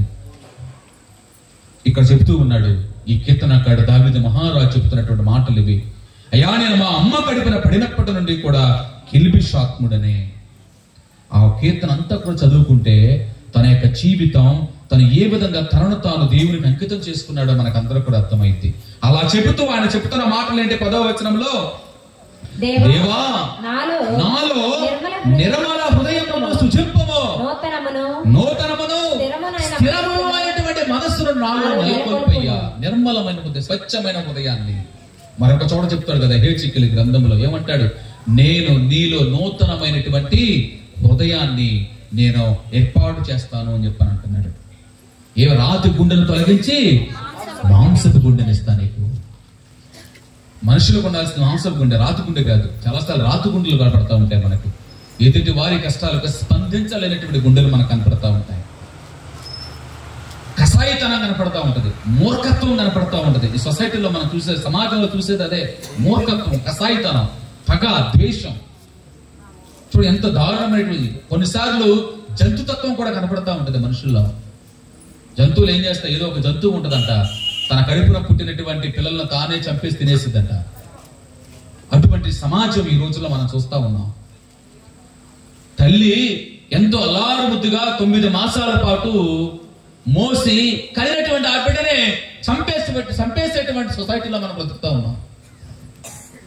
ఇంకా ఇటువంటి ఆధునికమైనటువంటి యుగంలో ఇంటిలో ఆడపిల్ల పుడితే శాపం అనుకునేటువంటి దుర్గతమైనటువంటి స్థితిలో ఇంకా మనం బ్రతుకుతా ఉన్నాం. నాలో నిర్మలమైన హృదయాన్ని నీవు సృష్టించయ్యా, స్వచ్ఛమైన హృదయాన్ని నాకు ఇవ్వు ప్రభువా, మాంసపు గుండెను నాకు ప్రసాదించయ్యా. దావీదు మహారాజు పలుకుతున్నటువంటి మాటలు ఇవి. ప్రియమైన సహోదరి సహోదరులరా, ఏమన్నాడు ఆయన? నూతనమును స్థిరమును అయినటువంటి మనస్సును నాలో నెలకొల్పవు. స్థిరత్వం నాలో లేదు. ఇక్కడంటే ఇక్కడ కాదని అక్కడ, అక్కడ కాదని అక్కడ, అక్కడ కాదని అక్కడ, ఎన్నో చోట్ల తిరుగుతా ఉన్నా. ఇదే మనం చూసేది రోజు లేచిన దగ్గర నుంచి. ఇక్కడ కాదని అక్కడ, అక్కడ కాదని అక్కడ, అక్కడ కాదని అక్కడ. స్థిరమైన మనసు నాలో ఉండాలి. నేను నమ్ముకున్నా, నీలో నేను ఉండాలి. ఎక్కడ మంచి జరిగితే అక్కడికి వెళ్దాం పదా అంటే అక్కడికి వెళ్ళిపోతాం. ఇక్కడ కాదని ఇక్కడ అంటే ఇక్కడికి వెళ్ళిపోతాం. అక్కడికంటే అక్కడ. ఏది కూడా ఒకలాగా ఉండదు. స్థిరమైనటువంటి మనస్సును నాలో నెలకొల్పు దేవా అని చెప్పని ప్రార్థన చేస్తా ఉన్నాడు. తర్వాత ఆయన ఏమన్నాడు తెలుసా? నన్ను ఆయన చెప్తున్న మాట ఇదంతా కూడా మనం చెప్పాలి ఈ రాత్రికాల వేళలో. ఆయన చెప్తున్నాడు, దేవా నన్ను నీ సన్నిధి నుండి గెంటివేయకము, నీ పరిశుద్ధాత్మను నాలో నుండి తీసివేయద్దయ్యా, నేను బ్రతకలేను అంటున్నాడు. ప్రభువా నీ సన్నిధి నుండి గెంటేయొద్దు. మెడబట్టి గట్టేయడం అంటారే అది. దేవుడు మనల్ని గెట్టేస్తే ఏంటి పరిస్థితి? దేవుడు మనను ఇదిగో మెడబట్టి గెంటేస్తే తన సన్నిధి నుండి ఏంటి మన పరిస్థితి? ఏమైపోయింది మన జీవితం? కానీ దేవుడు ఆ పని చేయడు. ఎందుకంటే దేవుడు సహనశీలుడు. మనిషి ఎన్ని తప్పులు చేసినా, ఎన్ని పాపాలు చేసినా, ఎంత దుష్కార్యమైనటువంటి క్రియలు చేసినా కూడా దేవుడు సహనంగా చూస్తూనే ఉంటాడు. దేవుడు సహనంగా చూస్తూనే ఉంటాడు. కాబట్టి దేవుని యందు ప్రియమైనటువంటి సహోదరి సహోదరులరా, మనకు అనేకమైనటువంటి వ్యక్తులు కనపడుతూ ఉంటారు. పరిశుద్ధ గ్రంథంలో చాలా మంది వ్యక్తులు తప్పు చేసి పశ్చాత్తాపపడి మరలా జీవితాన్ని పొందుకున్నటువంటి వాళ్ళు అనేక మంది మనకు కనపడుతూ ఉంటారు. మొదటిగా దావీదు మహారాజును మనం చూస్తూ ఉన్నాం. దావీదు మహారాజుని సమూయేలు 2వ గ్రంథంలో 12వ అధ్యాయంలో 13వ అధ్యాయము మరియు 11వ అధ్యాయంలో మనము అతని యొక్క వృత్తాంతాన్ని చదివినప్పుడు తన యొక్క జీవితం ఏ విధంగా పరివర్తన వైపు నడిపించుకున్నాడో మనందరూ కూడా అర్థమయ్యింది. ముఖ్యంగా ఈ తపస్సు కాలంలో మరి ముఖ్యంగా మనందరం కూడా స్మరణ చేయవలసినటువంటి ఒక గొప్పనైనటువంటి సన్నివేశం ఏంటంటే యోనా ప్రవక్త. యోనా గ్రంథము 3వ అధ్యాయంలో చాలా చక్కనైనటువంటి మాటలను అక్కడ చెప్తూ ఉంటాడు. యోనా మనందరూ కూడా తెలుసు అక్కడ జరిగినటువంటి విషయం ఏంటి అని చెప్పని. యోనాని దేవుడు నినివే ప్రాంతానికి వెళ్ళమన్నాడు. కానీ యోనాకి నినివే ప్రాంతం వెళ్ళటం అనేటువంటిది తనకు ఇష్టం లేదు. ఎందుకు ఇష్టం లేదు? నినివే అనేటువంటిది అన్యులు నివసించేటువంటి ప్రాంతం, ఇజ్రాయేలు నివసించేటువంటి ప్రాంతము కాదు అది. కాబట్టి ఆయన ఏం చేశాడు? నేను వెళ్ళను అని చెప్పని అన్నాడు. వెళ్ళను అని చెప్పని తార్షీస్కి వెళ్ళేటువంటి ఓడనెక్కాడు. ఓడనెక్కి తార్షీస్కు ప్రయాణం అవుతూ ఉన్నాడు. మధ్యలో పెద్ద తుఫాన్ వచ్చింది. భయం, అందరూ కూడాను భయభ్రాంతులు అవుతూ ఉన్నారు. యోనా గ్రహించాడు, నేను దేవుని కాదన్నాను, నేను దేవుని యొక్క ఆజ్ఞను మీరాను, దేవుని యొక్క మార్గాన్ని కాదని వేరే మార్గంలో వెళ్తున్నాను. అందుకనే దేవుడు ఈ ప్రకృతి వైఫల్యం లేదా ఈ ప్రకృతి విపత్తుని తీసుకొని వచ్చాడు అని చెప్పని ఆయన గ్రహించాడు. వెంటనే ఏమన్నాడు? వారితో అక్కడ ప్రయాణం చేసే తోటి ప్రయాణికులతో అన్నాడు, నన్ను పట్టి దీంట్లో పడేసేయండి అని చెప్పని అన్నాడు. వెంటనే ఆయన పట్టి పడేశాడు. మొత్తం కూడా ఆగిపోయింది. ఆ తరువాత మనకు తెలిసినటువంటిది తిమింగలం, పెద్ద తిమింగలం రావటం, అతన్ని మింగివేయటం, 3 రోజుల పాటు ఆ తిమింగలం కడుపులో అతను సజీవుడిగా ఉండటం, ఆ తర్వాత నినివే పట్టణపు సముద్రపు ఒడ్డున అతన్ని కక్కివేయటం. అది చూడగానే దేవుని యొక్క లీలలు ఎంత మోహమైనటువంటివి. దేవుని విడనాడి ఎంత దూరం వెళ్ళిపోయినా కూడా ఆయన కావాలనుకుంటే మరలా తిరిగి తీసుకుని వచ్చేటువంటి వాడు అని చెప్పని గ్రహించినటువంటి యోనా నినివే పట్టణంలోకి వెళ్తున్నాడు. నినివే పట్టణము చాలా పెద్దది. 3 రోజుల పాటు నడవాలంట. ఆ మూల నుంచి ఈ మూలకల్లా 3 రోజులు పట్టిందంట. అంటే అంత పెద్దది, మహా పెద్ద పట్టణం, పెద్ద ఎత్తైనటువంటి విగ్రహాలు, ఎత్తైనటువంటి భవనాలు, రాతి కట్టడలు, వీటన్నిటితో కూడా ఉన్నటువంటిది. అటువంటి దానిలోకి ఒక రోజు అతడు వెళ్ళి ఆ యొక్క పట్టణాన్ని చూసిన తర్వాత వెంటనే ఆయన చెప్పినటువంటి మాటలు ఏం చెప్పాడు ఆయన? ఈ రోజు నుండి 40 రోజుల తర్వాత ఈ నినివే పట్టణము నాశనమగును అని చెప్పాను అన్నాడు. ఆ మాట ఎవరు విన్నారు? నినివే ప్రజలు విన్నారు. ముఖ్యంగా రాజు విన్నాడు. రాజు విన్న తర్వాత వెంటనే ఏం చేశాడు తెలుసా? రాజు చూడండి ప్రియ సహోదరుల, రాజు మహారాజు, అధికారం ఉన్నవాడు, సింహాసనాన్ని అధిరోహించేటువంటి వాడు. ఎప్పుడైతే దేవుని యొక్క వాక్యాన్ని విన్నాడో, దేవుని యొక్క మాటలు విన్నాడో, ఏం చేశాడు ఆయన? తన సింహాసనాన్ని దిగాడు, తన రాజ వస్త్రాలను తీసివేశాడు, గోనెను దాల్చాడు, బూడిదపై కూర్చున్నాడు. ఆ తర్వాత ఒక ఆజ్ఞ జారీ చేశాడు. ఇది నినివే పట్టణపు రాజు జారీ చేస్తున్నటువంటి ఆజ్ఞ. నా రాజ్యంలో ఉన్నటువంటి పురుషులు, స్త్రీలు, పసివాళ్ళు, అంతేకాకుండా జంతువులు ఇప్పటి నుండి 40 రోజుల వరకు ఏమీ తినకూడదు, త్రాగకూడదు. ఇది ఆజ్ఞ. ఎందుకు? ఒకవేళ దేవుడు మనస్సు మార్చుకొని జాలి చెంది తన ఉగ్ర కోపమును ఉపసంహరించుకోవచ్చును. మనము చావును తప్పించుకోవచ్చును. ప్రియ సహోదరి సహోదరులరా, చూడండి చక్కనైనటువంటి మాట.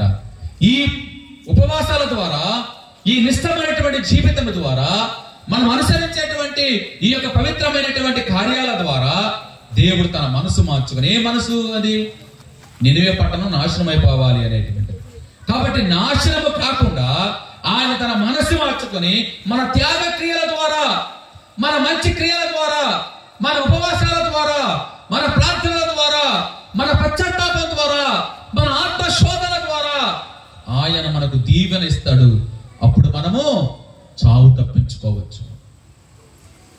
వాస్తవానికి జరిగింది అదే.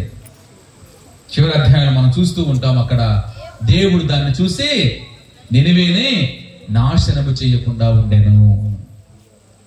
మనందరూ కూడా చేసేటువంటిది ఇదే. ఇప్పుడు ఈ పశ్చాత్తాపాలు, ఈ ప్రాయశ్చిత్తాలు, ఈ ప్రార్థనలు, ఈ ఉపవాసాలు, ఈ త్యాగక్రియలు, ఇవన్నీ కూడా ప్రభుత్వం మనం బ్రతకడం కోసం, ప్రభుత్వం మనం జీవించడం కోసం, ప్రభువులో ఎదగడం కోసం, విశ్వాసంలో బలంగా ఉండటం కోసం, ప్రభువుని ఇంకా లోతుగా తెలుసుకోవడం కోసం, ఆయనతో మనకున్నటువంటి బంధము ఇంకా దృఢంగా గట్టిగా ఉంచుకోవడం కోసం. కాబట్టి ప్రియమైనటువంటి సహోదరి సహోదరులరా, వీరందరి యొక్క స్ఫూర్తితో ప్రభువునకు దగ్గరగా మనం జీవించడానికి ప్రయత్నం చేయాలి. చూడండి, నూతన గ్రంథంలో పేతురు యొక్క పశ్చాత్తాపాన్ని మనందరూ కూడా తెలుసు. లూకా సువార్త 22వ అధ్యాయంలో క్రీస్తుతో తిని, క్రీస్తుతో త్రాగి, క్రీస్తుతో తిరిగి, క్రీస్తుతో నివాసం ఉన్నటువంటి ఈ పేతురు చివరికి క్రీస్తు శిలువ మీద వేలాడుచూ ఉంటే ఆ క్రీస్తు ఎవరో నాకు తెలియదు అని బొంకాడు. క్రీస్తు ఎవరో నాకు తెలియదు అని బొంకాడు. నేను అతనితో లేను అని చెప్పాను అన్నాడు. ఎందుకు? నా జీవితం కాపాడాలనుకోవాలి కదా, నేను బాగుండాలి కదా, నేను అతనితో ఉన్నాను అంటే ఆయనతో పాటు తీసుకెళ్లిపోయి అప్పుడే నన్ను సిలువేస్తారు, కాబట్టి నేను బ్రతకాలి అని అనుకున్నటువంటి తాను చివరికి ప్రియ సహోదరులు సహోదరులారా, మనందరం కూడా చూస్తూ ఉన్నాం. 22వ అధ్యాయం లూకా సువార్తలో 22వ అధ్యాయము 24వ వచనము, తమలో ఎవరు గొప్పవారు అను వివాదము వారిలో తల ఎత్తెను.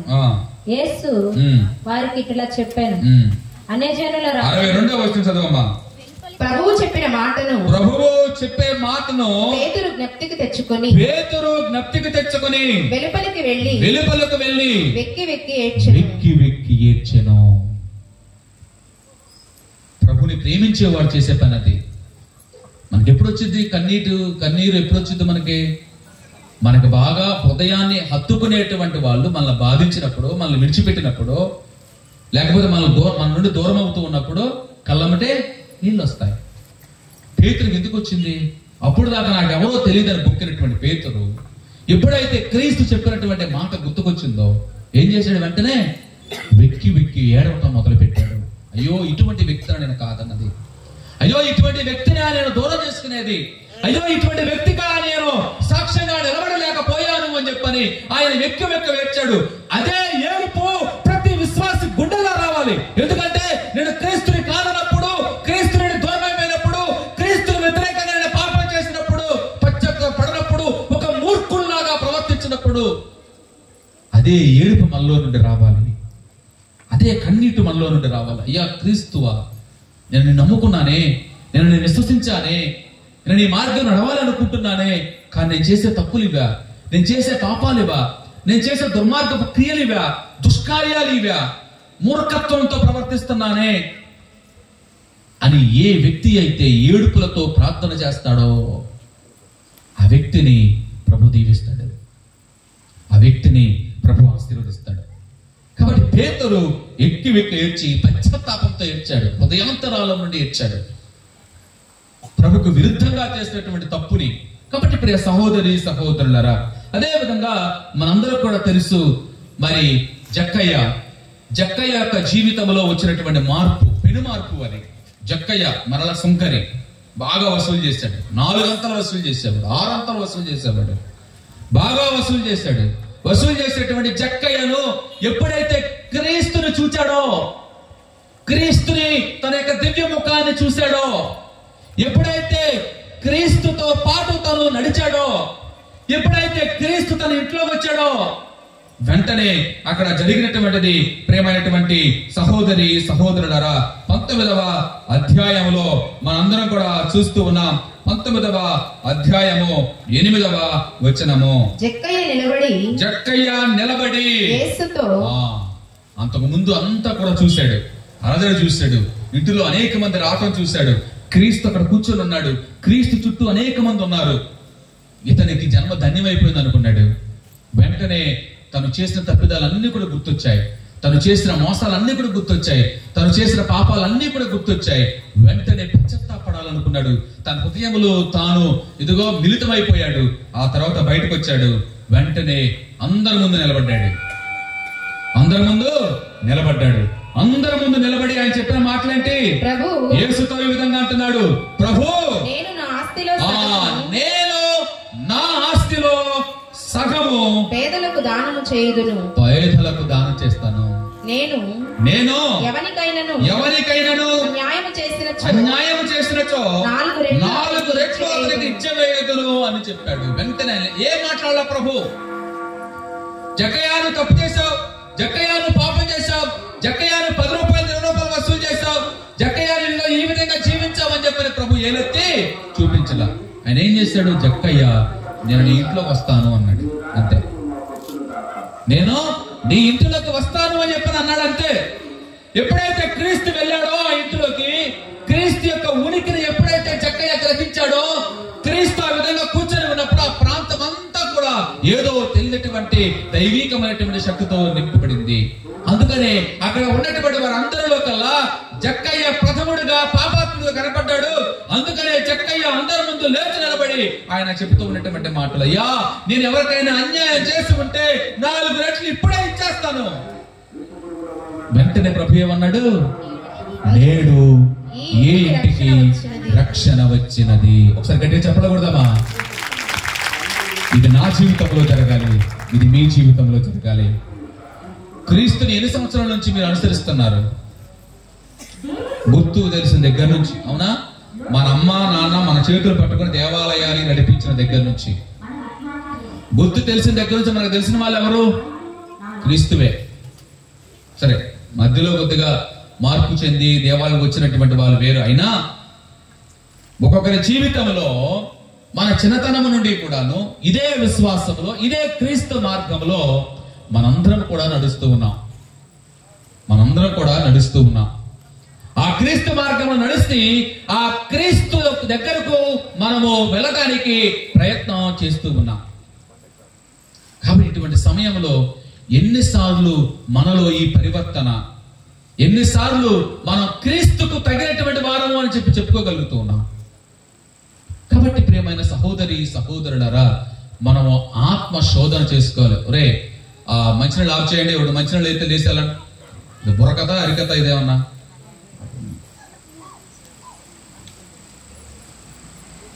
మన ఆత్మ శోధనలో మనల్ని మనం స్మరణ చేసుకుంటూ ప్రియ సహోదరి సహోదరులరా ప్రభువుకు దగ్గరగా ఉండటానికి మనం ప్రయత్నం చేయాలి. అప్పుడే దానికి తగినటువంటి ప్రతిఫలితాన్ని దేవుడు మనకు ప్రసాదిస్తాడు. సిలువ చెంతన తన కుడి ప్రక్కన వేయబడినటువంటి దొంగ ఏమైంది? లూకా సువార్తలో 26వ అధ్యాయంలో మనం చూస్తూ ఉన్నాం.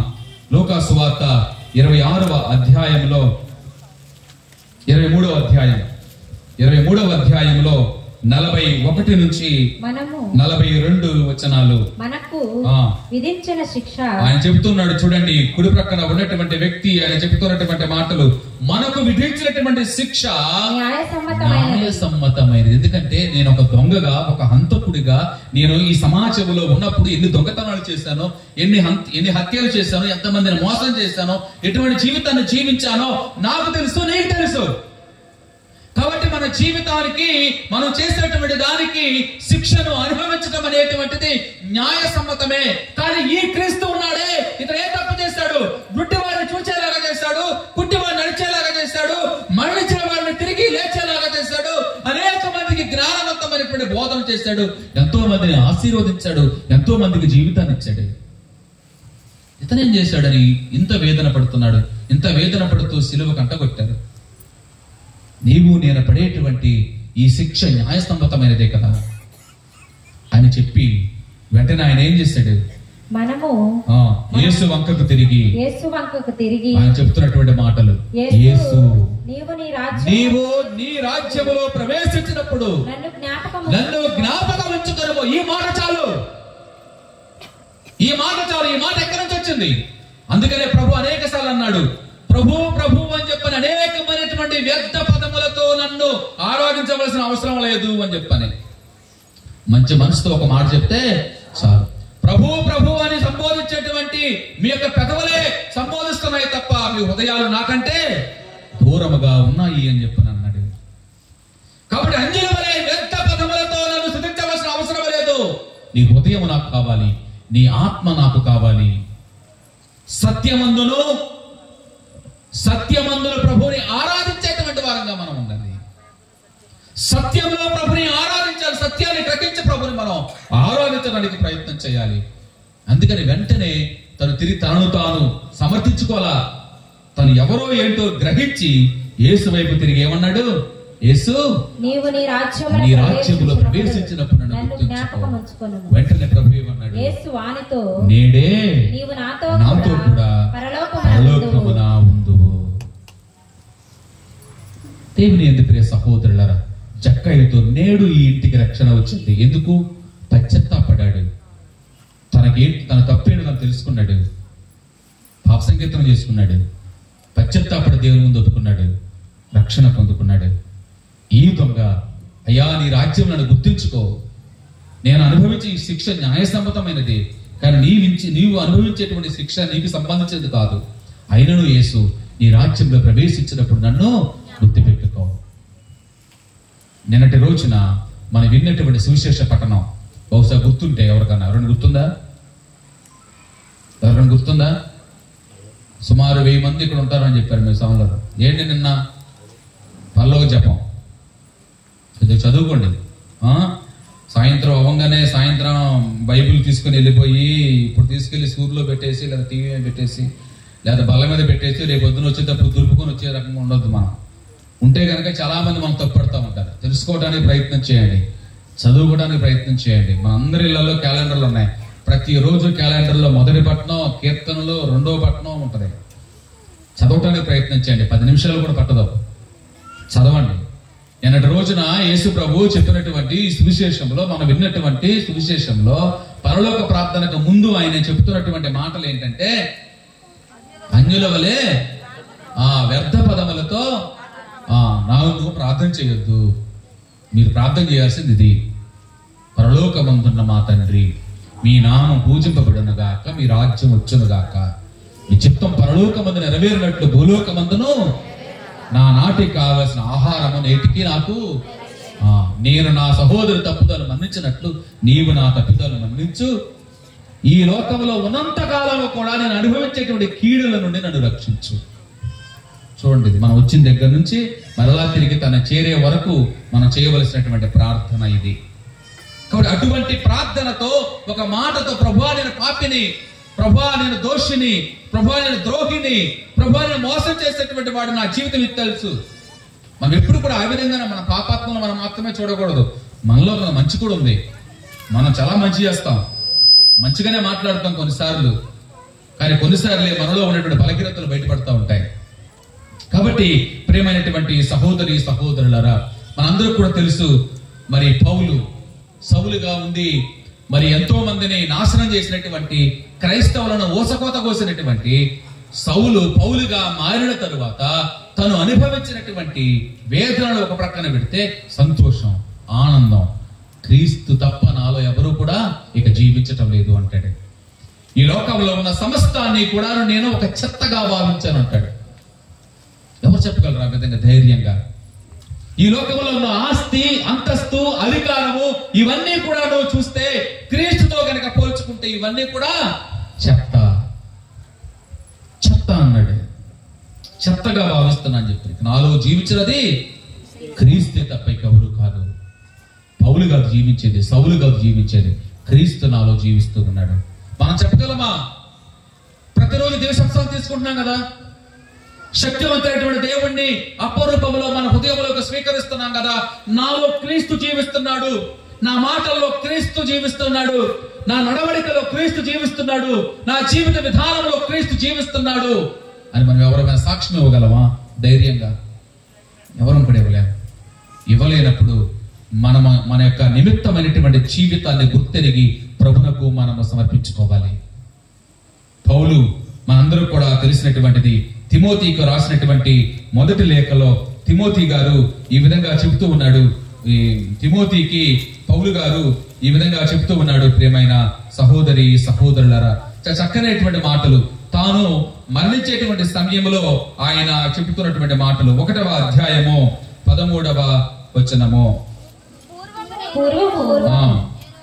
పూర్వము నేను ఆయనను దూషించి ఉన్నను, ఆయనను హింసించి అవమానించినను, ఆయన నన్ను కనికరించి ఎంచి తన సేవకు నన్ను నియమించినందులకు నేను ఆయనకు కృతజ్ఞుడను. తెలియక విశ్వాసం వల్ల చేసిన కనుక దేవుని దయ నాకు లభించెను. తెలియక చేసినటువంటి తప్పిదాలు అన్ని కూడా క్షమించబడతాయి. తెలిసి చేస్తాం కొన్నిసార్లు, ఏమైతే ఎవరు చూస్తున్నాడు, ఎవరు చూస్తున్నారంటే ఎవరు చూడలేదు కదా. అటువంటి దానికి మాత్రము క్షమాపణ అనేటువంటిది ఏమాత్రము కూడా లేదు అని చెప్పని అంటూ ఉన్నాడు. అదే అధ్యాయంలో 15వ వచనంలో చూడండి ప్రియ సహోదరులారా, చక్కనైనటువంటి మాటలను ఆయన చెప్తున్నాడు. అట్టి పాపాత్ములను రక్షించుటకే క్రీస్తు యేసు యెహోవాకు తరలివచ్చెను. ఇది నమ్మదగినదియు సంపూర్ణ అంగీకార యోగ్యమైనదియు అయినటువంటి వార్త. కాబట్టి నేను పాపాత్ములలో ప్రథముడను. కొద్దిగా చదువుచ్చిన దాన్ని అండర్లైన్ చేసుకోండి. పెన్నులుంటే చక్కగా దాన్ని అండర్లైన్ చేసుకోండి. పాపాత్ములలో ఎవరో? మరి నువ్వేంటి? మరి నేనేంటి? చక్కగా చెప్పాము అక్కడ. ఎవరి గురించి? పౌలు గారు అని చెప్పాను అన్నారు. కానీ నేను అని చెప్పని చెప్పుకునే ధైర్యం ఉందా? నా సంగతి ఏంటి? నేనేంటి? అందుకనే అక్కడ పాపాత్ములలో నేను ప్రథముడను. దేవుని ముందుకు వచ్చినప్పుడు, దేవుని సన్నిధికి వచ్చినప్పుడు అది మనం గుర్తెరగాలి. పౌలు గారు చెప్పారు, అది వేరే విషయం. బట్ నీ జీవితం ఏంటి? నీకు బోధించబడుతుంది కదా, నీకు వినిపించబడుతుంది కదా. నీ జీవితం, నా జీవితం ఏంటి? నేను చెప్పాలి. నేను పీఠం దగ్గరకు వచ్చినప్పుడు, దేవా నేను పాపాత్ముల ప్రథముడను, అటువంటి నన్ను ఎన్నుకున్నావు, అభిషేకించావు, నీ బిడ్డల ముందు ఇంతమంది ముందు నేను నిలబెట్టావు, ఇంతమందితో నేను బోధించేటువంటి జ్ఞానాన్ని నాకు ఇచ్చావు, నీకు స్తోత్రాలు. అయినను నేను పాపాత్ముడనే, అయినను నేను బలహీనుడనే, అయినను నేను మానవుడనే. ఇది ప్రతి ఒక్కడూ కూడా చెప్పుకోవలసినటువంటిది. మనం ఎర్రవీగితే అహంకారంతోనూ గర్వంతోనూ నాకున్నదాన్ని లేదు అని చెప్పిన తత్వంలో కనుక ఉంటే మన జీవితం అంతా కూడా వ్యర్థమే. కాబట్టి అక్కడ పౌలు గారు మహా గొప్పవాడు, పరిసయ్యుల సంఘానికి చెందినవాడు ఆయన. పరిసయ్యుడు, ధర్మశాస్త్ర చదువుకున్నవాడు ఆయన. ఈ రోజుల్లో PhDతో సమానం ఆ రోజుల్లో ఆయన. ఈ రోజు ఆఫ్టర్ మనం ఏదో చదువుకొని మన యొక్క పేరు పక్కన ఉన్నటువంటి డిగ్రీలు చూసుకొని నాకంటే గొప్పోడు లేడని చెప్పి విర్రవీగుతూ ఉంటాం. కానీ ఈ పౌలు గారు మాత్రం ఆ రోజు ఈ మోషే ధర్మశాస్త్రం PhD డాక్టరేట్ చేసిన వాడు, అంటే క్షుణ్ణంగా చదువుకున్నటువంటి వాడు, యువకుడు, దృఢకాయుడిగా ఉండేవాడు. మతం అంటే అంత ఇష్టం, యోధా మతం అంటే అంత ఇష్టంగా ఉండేటువంటి వాడు, పరిసయుడు, బాగా చదువుకున్నటువంటి వాడు కదా.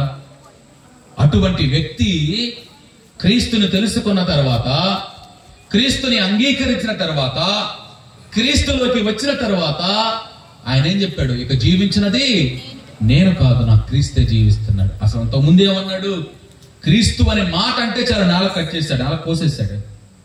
వీడు క్రైస్తవుడు, క్రీస్తుని అనుసరించేవాడు అని చెప్పాను అంటే చాలు తీసుకుని వెళ్ళి మేడ మీద నుండి కిందకు నెట్టేశాడు. ఎంతో మందిని హత్య చేశాడు, ఎంతో మంది చంపేశాడు, క్రైస్తవులను ఊచకోత కోసాడు. అటువంటి వ్యక్తి చెబుతున్న మాటలు ఏంటి ఇక్కడ? ఇప్పుడు పాపాత్మలలో నేను ప్రథముడను. నీవు నేను చెప్పుకోగలమా ప్రభుని ముందు? మనందరూ కూడా ఆత్మ పరిశీలన చేసుకోవాలి. ప్రియ సహోదరి సహోదరులారా, గురువుగా నేనైనా ఇక్కడ ఉన్నటువంటి వాళ్ళు ఎవరైనా కూడాను మనందరం కూడా ప్రభుని ముందు నిమిత్త మాత్రులమే. ప్రభుని ముందు మనం చెప్పుకోగలగాలి, నేను పాపాత్ముడనయ్యా, నీ ముందు పురుగు లాంటి వాడను, నిమిత్త మాత్రుడను. కాబట్టి ఇవన్నీ కూడా మనకు ఒక స్ఫూర్తిదాయకమైనటువంటి విధంగా కనపడుతూ ఉన్నాయి ప్రియమైనటువంటి సహోదరి సహోదరులారా. తర్వాత మనందరూ కూడా తెలిసినటువంటిది, మనందరూ కూడా తెలుసు, వ్యభిచారమున పట్టుబడినటువంటి స్త్రీ యొక్క వృత్తాంతం మనందరూ కూడా తెలుసు.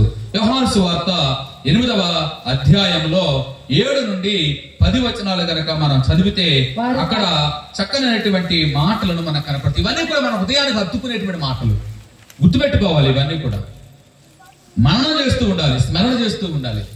అక్కడ ఆయన చెప్తున్నటువంటి మాటలు ఏంటో చేద్దాం. వారు పదే పదే అడుగగా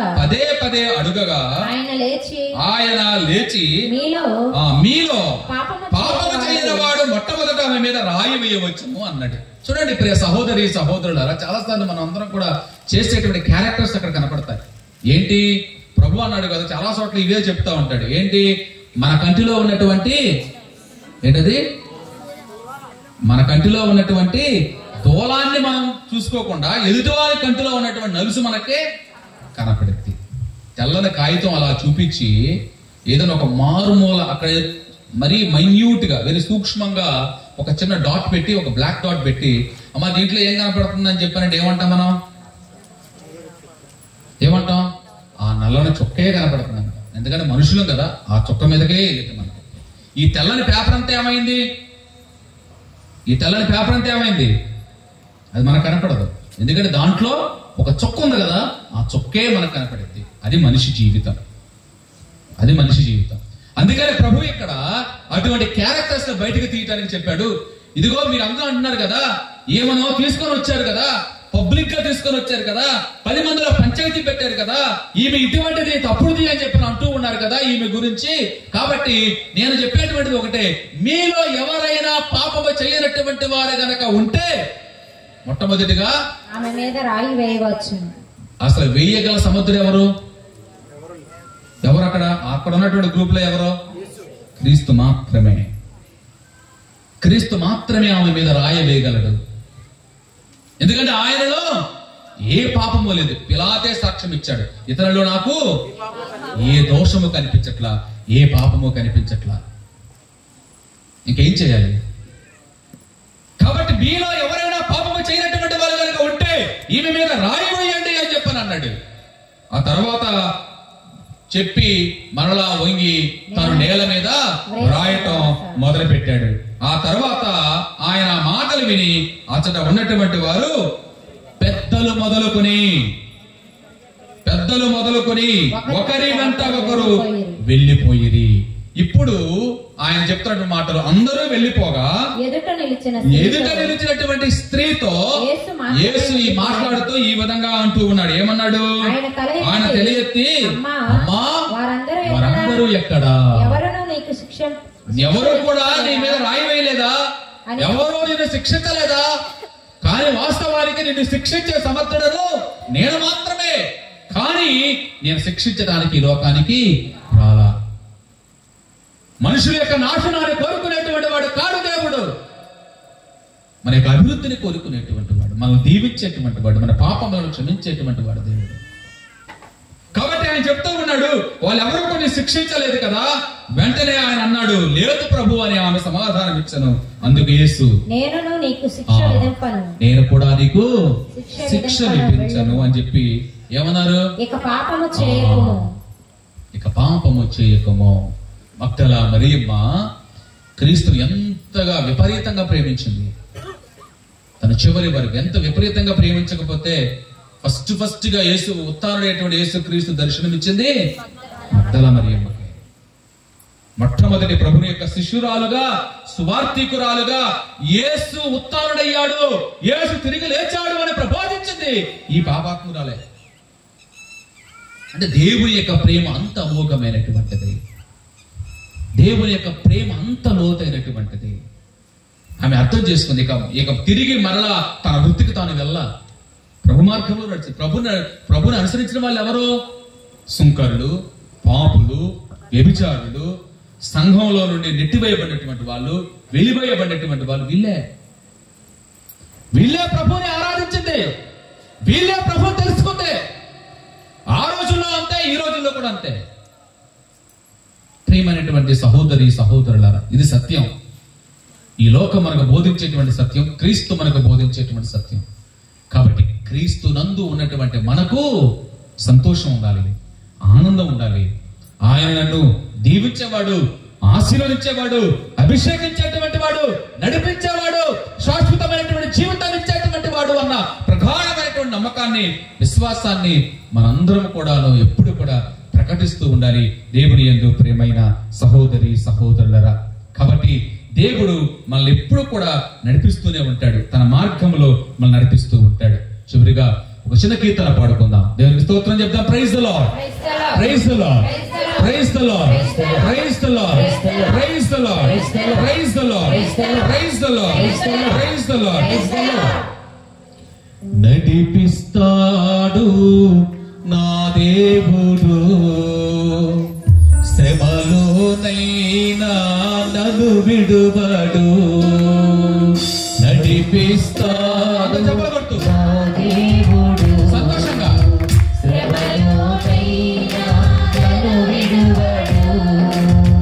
నడిపిస్తాడు నా దేవుడు, శ్రమలోనైనా నన్ను విడువడు.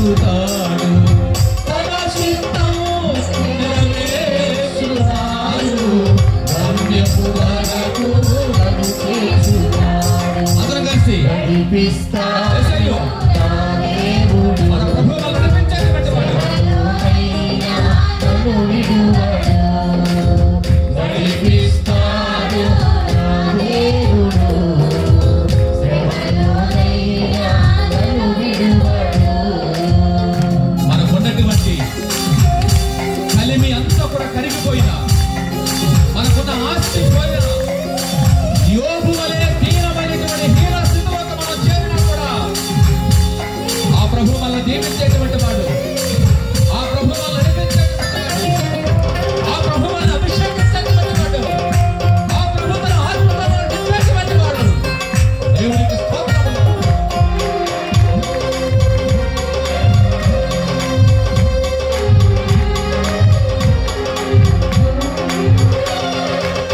నాకున్న కలిమి కరిగిపోయినా నాకున్న బలిమి కరిగిపోయినా యేసయ్యా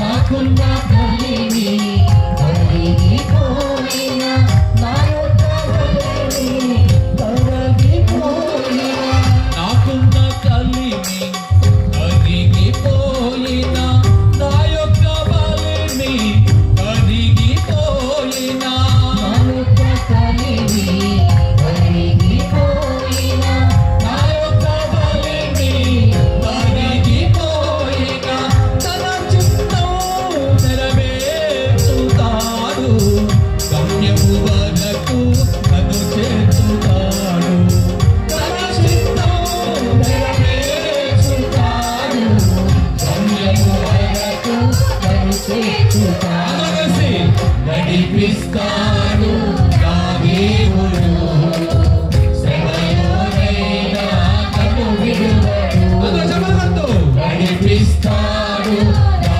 దేవుడు శ్రమలోనైనా నన్ను విడువడు అడుగులు తడబడిన అలసట భయపడిన అడుగులు తడబడిన అలసట భయపడిన చేయి పట్టి వెలుగు తట్టి చక్కని ఆలోచన చెప్పి చేయి పట్టి వెలుగు తట్టి చక్కని ఆలోచన చెప్పి నడిపిస్తాడు నా దేవుడు శ్రమలోనైనా నన్ను విడువడు నడిపిస్తాడు నా దేవుడు శ్రమలోనైనా నన్ను విడువడు నడిపిస్తాడు నా దేవుడు శ్రమలోనైనా నన్ను విడువడు నడిపిస్తాడు నా దేవుడు శ్రమలోనైనా నన్ను విడువడు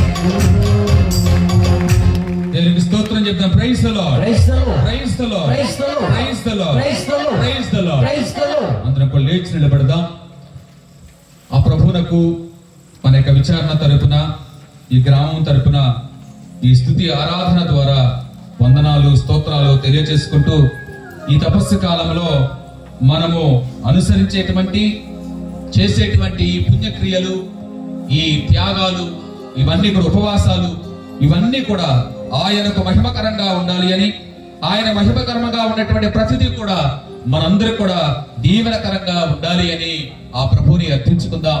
గడిచిన కాలం అంతా కూడా మనల్ని కాపాడారు. ఉదయం నుండి ఇప్పటి వరకు కూడా మనల్ని కాల్చి కాపాడారు. మన పని పాటల యందును, మన వ్యాపారాల యందును, మన ప్రయాణాల యందును, మన కూలి పనుల యందును, మన పొలం పనుల యందును, మన పాడి పంటల యందును ప్రభు తోడుగా ఉన్నాడు. ఉన్నాడా లేదా? ప్రభువు నాకు తోడుగా ఉన్నాడు అన్న వాళ్ళు గట్టిగా చెప్పలు కొట్టండి. ఆయన తోడుగా ఉన్నాడు కాబట్టి ఈ రోజు మనం ఇక్కడికి వచ్చాం. అవునా కాదా? దేవునికి స్తోత్రం చెప్తాం. Praise the Lord, praise the Lord, praise the Lord, praise the Lord, praise the Lord, praise the Lord, praise the Lord, praise the Lord, praise the Lord, praise the Lord, praise the Lord, praise the Lord, praise the Lord, praise the Lord. తండ్రి వందనం, తండ్రి వందనం, తండ్రి స్తోత్రం, తండ్రి స్తోత్రం. యేసువా వందనం, యేసువా వందనం, యేసువా స్తోత్రం, యేసువా స్తోత్రం. పరిశుద్ధాత్మ దేవుడా వందనం, పరిశుద్ధాత్మ దేవుడా వందనం, పరిశుద్ధాత్మ దేవుడా స్తోత్రం, పరిశుద్ధాత్మ దేవుడా స్తోత్రం. త్రియేక దేవుడా వందనం, త్రియేక దేవుడా వందనం, త్రియేక దేవుడా స్తోత్రం, త్రియేక దేవుడా కలువరి నాథుడా వందనా, శిలువ నాథుడా వందనా, శాంతి దాత వందనా, దయగల దేవుడా వందనా, చారిగల దేవుడా వందనా, ప్రేమమయుడా వందనా, కృపామయుడా వందనా, కరుణామయుడా వందనా, ప్రేమమయుడా వందనా, క్షమించే దేవుడా వందనా, నడిపించే దేవుడా వందనా, అధిపతి వందనా, ఆ కుటుంబ అధిపతి వందనా, ఆ వైద్యుడా వందనా, స్వస్థపరిచే వాడా వందనా. Praise the Lord, praise the Lord, praise the Lord, praise the Lord, praise the Lord, praise the Lord, praise the Lord, praise the Lord, praise the Lord, praise the Lord, praise the Lord, praise the Lord, praise the Lord, praise the Lord, praise the Lord, praise the Lord, praise the Lord, praise the Lord, praise the Lord, praise the Lord. యేసువా వందనా, యేసువా వందనా, యేసువా వందనా, యేసువా వందనా, యేసువా వందనా, యేసువా వందనా, యేసువా వందనా, యేసువా వందనా, యేసువా వందనా, యేసువా వందనా, యేసువా వందనా, యేసువా వందనా, యేసువా వందనా. ఆ రక్షకుడా వందనా, రక్షకుడా వందనా, ఆ రక్షకుడా వందనా, రక్షకుడా వందనా. ఆ మెస్సయ్యా వందనా, మెస్సయ్యా వందనా, ఆ మెస్సయ్యా వందనా, మెస్సయ్యా వందనా. ఆ విమోచకుడా వందనా, విమోచకుడా వందనా, ఆ విమోచకుడా వందనా, విమోచకుడా వందనా. Praise the Lord, praise the Lord, praise the Lord, praise the Lord, praise the Lord, praise the Lord, praise the Lord, praise the Lord. అందరూ కూడా చేతులు జోడించి